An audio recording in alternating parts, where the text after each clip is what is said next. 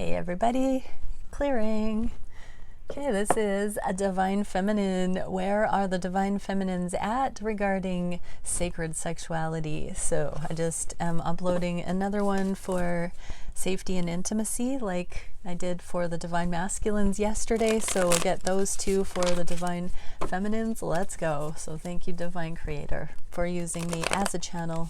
Only the highest, most beneficial information coming through for the beautiful twins that join me here. What can we see for the Divine Feminines regarding safety and intimacy, emotionally, mentally, and physically? Where are the Divine Feminines at? Let's do this. I do also want to say that I opened up a few more spaces in my calendar. If you've been wanting a session, those are open, and likely next week I'm going to, or the end of this week, I'm going to open up the rest of November. So, okay, what can we see for Divine Feminines regarding safety and intimacy? Where are the Divine Feminines at? We are getting Seven of Swords. We just got this. Oh, sorry, this is sacred sexuality. We just got this for the safety and intimacy. That's on the emotional mind and on the emotional space. On the mind space, we have the Strength card, humility, eternal alignment, sun energy, beautiful. And in the physical, we've got manifestation, the Three of Wands. This is the portal of potential. So we'll get into that. Let's begin with Seven of Swords in the emotional realm. So Divine Feminines have come into, you know, keeping their cards close to their chest, not disclosing, being transparent with the wrong people. There is a sense of healthy boundaries here, a little bit of skepticism. This is sacred sexuality. So Divine Feminines are on the guard. I don't blame Divine Feminines for this because it has been quite predatory out there. Masculine action-taking energy has been self-seeking, and Divine Feminines have had to be on guard and keep their wits about them. Let's get some more information about it. Where are we at? So Divine Feminines are suddenly realizing, you know, or have been realizing through the conscious becoming that they have needed to protect themselves, advocate for themselves. Nobody else is going to. Okay. What can we get? Yeah, regarding the Ace of Wands, this is literally, came out on the side, this is a sexual connection. The Ace of Wands is the most phallic card we can get, and it came out in this neutral position. So it's like take it or leave it based on the frequency, based on what's actually going to be available. Is this friend or foe kind of energy? And the Eight of Swords. Is this the trapped and powerless frequency of the past I'm getting? You know, the Eight of Swords is where we hold ourselves back out of fear. So Divine Feminines are kind of, you know, looking at past histories and okay, there's a lot coming through. For some, they see where it's been justified to hold back because it wasn't safe. It was not appropriate, even though they wanted to, even though they want to just throw caution to the wind, lose themselves to making love, go into those ecstatic states emotionally. They are primed for it. Divine Feminines want that. But they are also becoming realists, and they're not throwing caution to the wind and getting caught up in the moment and throwing themselves into something that's not grounded in communication. Eight of Swords, Seven of Swords. Swords are about communication and action. How our free will gets us into situations that we only have ourselves to blame if they are not healthy for us regarding sexual connection. So this is an emotional recalibration for the feminines and discernment. It is composure.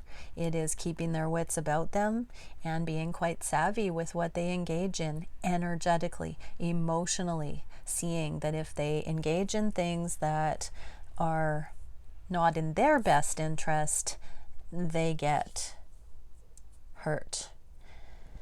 I just heard instant karma. So Divine Feminines have had certain repercussions for throwing caution to the wind, and they are wiser. There is a caution in that because Divine Feminines, there is a barbaric history of having to be on guard for that, or not enjoy sexual pleasure or connection because there has been a lack of depth, a lack of capacity to really go to the emotional depths that the divine feminines desire. I'm hearing healing is needed, but it's collective. It's the type of sexual healing that's needed within sacred intimacy. And so while the divine feminines can heal on their own, there is no substitute for experiencing firsthand healed and whole sexual connections. And so divine feminines know that they're just waiting for that now. With or without divine masculine, they know that in the arena of sexual intimacy, that they are very, very careful with what they're going to engage in now. And there is an overly cautious vibe here. And I want to say that is, not necessarily a criticism. That is a high level of attunement and awareness about the real thing, and understanding that pristine level. What can we get here? Temple of the Moon Goddess, emotional transparency, nurturance, and grace. This is where we are getting the beginning of true emotional transparency. And I heard so that you can advocate for this awareness that you have regarding sexuality, divine feminines, and be neutral, be emotionally clear with any sexual partners. This is a true foundational opportunity here to have clear communication about the concerns and not to progress into sexual acts with those who are unsavory in this department, with true nurturance. Having the grace to be emotionally transparent and not just engage in sexual activities that don't allow for deep nurturance. So for divine masculines watching, any lunar goddess, divine feminine, is going to desire a deep level of follow through, of nurturance, of commitment. That's the only thing that will suffice. And because they want that, they've gotten caught up in, chasing when there hasn't been follow through. Or if they haven't chased and have just dropped connections that way, there has been more disappointment than they have shared with you, because this fundamentally goes against their essence to be eternal. This is the moon energy, which connects with the sun energy, and those are the divine counterparts with sacred sexuality. So divine feminines watching this, I will say, 100% of the divine feminines watching this have not received the level of cosmic intimacy in sexuality, or safety in sexuality and sacred sexuality that is destined, is divinely imprinted into the divine feminine psyche, or they would not be watching this YouTube video. So divine masculines, there is a journey for both counterparts to come into the longevity, the fidelity, the true depth, nurturance that actual sacred sexuality allows for. Clear communication, healthy boundaries, conversations about the emotional requirements and parameters and requirements that the divine feminines need to have met in order to fully open and be in the moment to experience cosmic sexuality. I just heard anything short of that is a show. It's a performance, and it's faking it in some regard. If you don't have true fidelity trust, mutuality in these sacred templates. It's a longing energy emotionally for the feminine. That is not to say that people can't engage in, let's say, lower sexual acts and get out of it what they're looking for. I want to differentiate that sex can be for sex purposes. We're not talking about that. We're talking about sacred sexuality, where it is mutual on the deepest levels and allows for complete transparency and surrendering into true ecstatic bliss.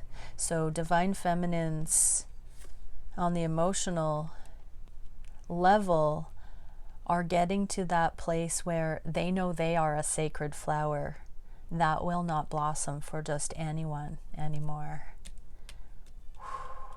And that takes a little bit of nurture to get to that place. This is the gardening analogy. Divine masculines, tend to your divine feminine's garden if you want to have her blossom for you this way. She is a precious flower. Okay, you hurt me, but that's okay, I guess, is what they would say to you, divine masculines.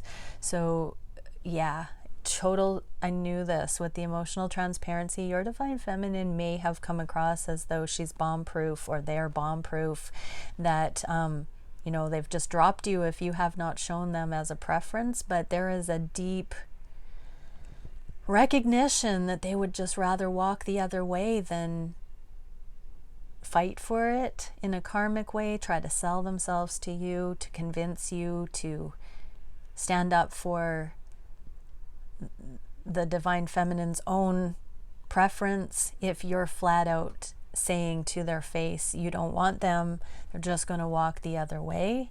But it hurt. Just know, divine masculines, that hurts, and it hurts in a different way for divine feminines than those that are in denial of their divine feminine essence. Wow, throat chakra. So this really needs to be talked about, and it's everything that I can muster to push that message through, that your divine feminine, divine masculines, your divine feminine is not weak for not standing up for the way that they love and prefer and choose you. If you flat out to their face say friend zone, not attracted, any of those things that want space and pushes or resists your divine feminine, a karmic feminine will fight and chase and convince and sell and plead and cry and be dramatic. A divine feminine will say, as you wish, and then handle any of the emotionality behind closed doors, because you do not deserve to see that. Woo! If you are not able to. And the divine feminine knows that's not on you if your capacity, divine masculine, is such that you can't meet them there. Wow. Big stuff. Okay, let's get into the conscious mind. Strength. Conscious strength. This is, you know, the peace, the grace, the humility, and the eternal love, knowing that the sunshine is the goal, that everything is good. I just saw the hanged man, and it's got like a hang loose symbol on it. Okay, what else can we see for the strength on the conscious mind for divine feminines? That one wanted to come out, 5 of Wands. So we just saw this in the safety and intimacy one as the 6 of Wands in this location. On the conscious mind, I'm going to talk about it. The divine feminines have had victory in eliminating too many people being involved and too many external opinions. The divine feminines truly have come into understanding what is their own accountability. Queen of Swords, yeah, they have mastered this lower vibrational conduct. Queen of Swords in the reverse is all of the karmic energy. So again, we're getting this sacred sexual energy on the conscious mind, and knowing that all of the unnecessary sharing unnecessary information. My daughter just snuck the King of Swords off another deck off the side of the camera. And so we have counterparts here. How interesting. So they know that arguments won't do any good. Kind of a repeat of that emotional transparency message that just came out in the emotional realm, and this true strength that comes in. This is everything that divine feminines can muster to unhook from anything that has been low vibe in your connection, divine masculines, and come into the peace. So they know that unless the karmic lack of communication changes, they can't have true sacred sexual connection. All of this interaction needs to balance out, and they're completely willing to do that. Completely willing. Let's get Starseed energetic information now. What can we see regarding this conscious pursuit? We got the same card, discernment, discipline, and order. The King and Queen of Swords are, legal matters and precision analytics. And discernment, discipline, and order has not been advocated for in the past, is what I'm getting here. And so divine feminines know that never again will they allow the lack of clarity, the lack of communication to run the show. Fantasies created by omission, wishful thinking, wanting to believe in potentials and being willing to settle for a dream rather than actually do the foundational work which would connect communication. It is essential for divine feminines to have clarity and communication and a foundation that way in order to fully experience sacred sexuality. There has to be parameters and healthy boundaries in place with pristine discernment. What else? Rescued reflections, divination, intuition, and inner vision. So King and Queen of Swords are also an analytical duo, and I'm getting, self-aware. When the King and Queen, when any card is in the reverse, I take it as an internalization. So another message here is when two people can go deeply within perceiving, divination is divine information, divining. When two individuals can be objective and take this deep dive into their own divinity and come up for air in this meeting place. It might seem like too much work to those who don't have this impeccable high standard, but it truly is the only foundation that allows for long-lasting, profound, exponential, sacred sexual connection to be accessed. What would the divine feminine say to divine masculine in this light? I am too afraid to talk to you. So they want that with you, divine masculine, but it's been a gong show getting to this point of advocacy for what is good and true and right and appropriate. If these connections can go forward, they're too afraid to talk to you, divine masculine, and that seems to imply that possibly because you've been resisting, you've been blocked, you haven't been communicative, you haven't been ready. This fear is there as a safety measure. The ego is saying, danger, danger, don't go in that direction. So Disarm yourself, divine masculine.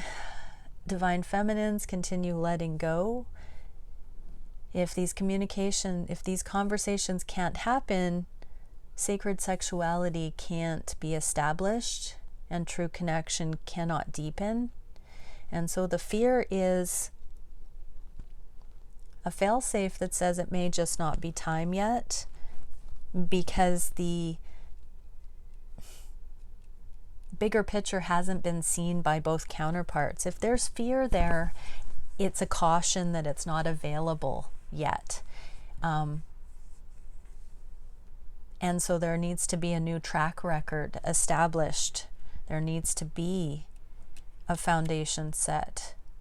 So divine masculines, just understand that your feminine is not able to do it on their own. And divine feminines, how beautiful that you're not willing to carry this and to pretend and to reach and long and gloss over and hope and fall in love with potential, but have it fall short because it wasn't based on the real thing. Oh, that's so good. Okay, so sacred sexuality. This is the womb portal. This is the sacral chakra when we look at that as the womb of creation.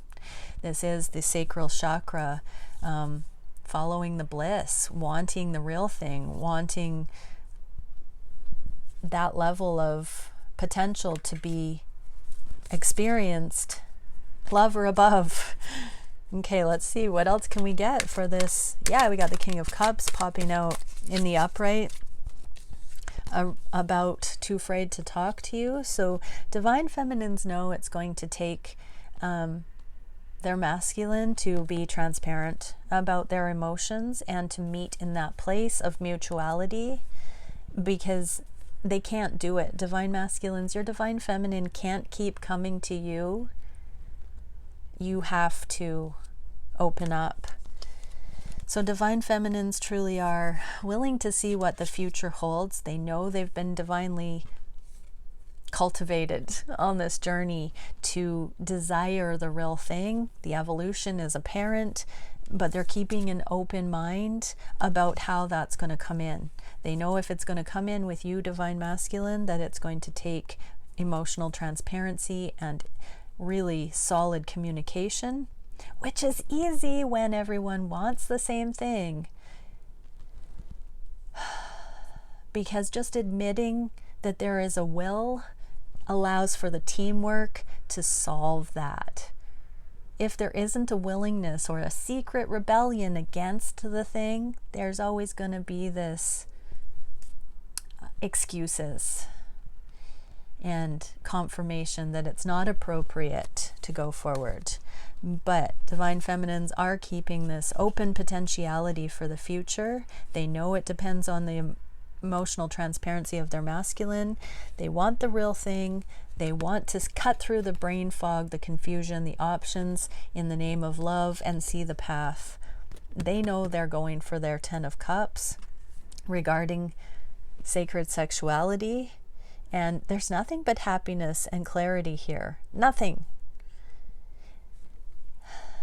And yes, divine feminines do go into that, you know, the safety of the fantasy world, that it does exist, because if your masculine is not showing up, look at all the cups. This is like 17, 18 cups. There's so much love here. It's all cups. You are manifesting based on that higher love, divine feminines. If your masculine is not showing up, it really does look like you are setting your sights on the highest love and only willing to have that occur with the right mate, the right partner in the future. So remember, this is just the sacred sexuality aspect of the feminine. And oh, it's such a shame. It's a shame, divine feminines, that you don't have, you know, more opportunity to explore that. The ones watching this wouldn't be watching it if that was satisfied on the deepest level. I forgot to pull the Starseed card. Let's do that. So divine feminines in this, following our bliss, setting the standards impeccably high so that it's the real thing, no pretending. Galactic transporter, adventure, exploration, and discovery. So yeah, the world is your oyster, divine feminines, and you will be given opportunities to experience ecstatic love.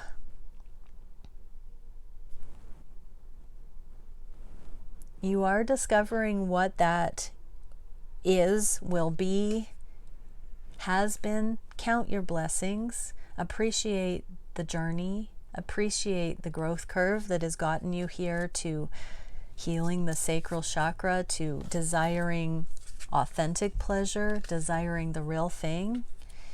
And, you know, keep holding out for it. Keep discovering what it is. Keep embracing the milestones and experiences that shed light on it further as you go. It is a journey. It is the open road. It is the grand adventure. So set that bar high, divine feminines. All right, many blessings. Bye for now.